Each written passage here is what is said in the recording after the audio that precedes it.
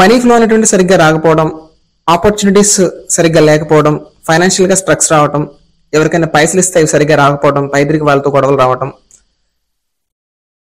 చేస్తున్నటువంటి బిజినెస్ అనేటువంటిది స్లో అవటం, ఇవన్నీ జరుగుతున్నాయంటే మనం వాస్తుతో పాటు మన ఇంటికి ఉపయోగిస్తున్నటువంటి ఈ కలర్ కూడా చెక్ చేసుకోవాల్సి వస్తుంది.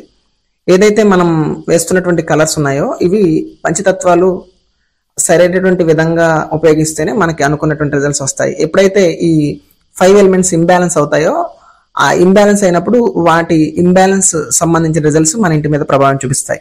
ఎస్పెషల్లీ నార్త్ డైరెక్షన్ లో ఇప్పుడు మనం ఏదైతే చెప్పుకున్నటువంటి విషయాలు ఉన్నాయో ఇవి జరుగుతున్నాయంటే ఖచ్చితంగా ఒకసారి మీరు నార్త్ డైరెక్షన్ లో ఒకసారి మీ ఇంటి పెయింట్ చెక్ చేసుకోండి. గ్రీన్ కలర్ పెయింట్ మాత్రం కంపల్సరీగా ఉండకూడదు.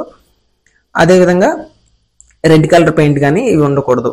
ఎప్పుడైతే మీరు ఈ గ్రీన్ కలర్ పెయింట్ ఎప్పుడైతే వేయటం వల్ల ఏంటంటే అక్కడ మనకి అది వాటర్ ఎలిమెంట్, ఉత్తరం మొత్తం వాటర్ ఎలిమెంట్.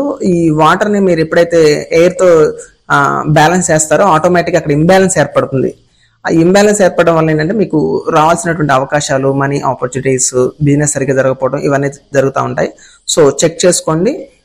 మీకు ఉత్తర డైరెక్షన్ లో గ్రీన్ కలర్ పెయింట్ ఉంటే చేంజ్ చేసుకోండి.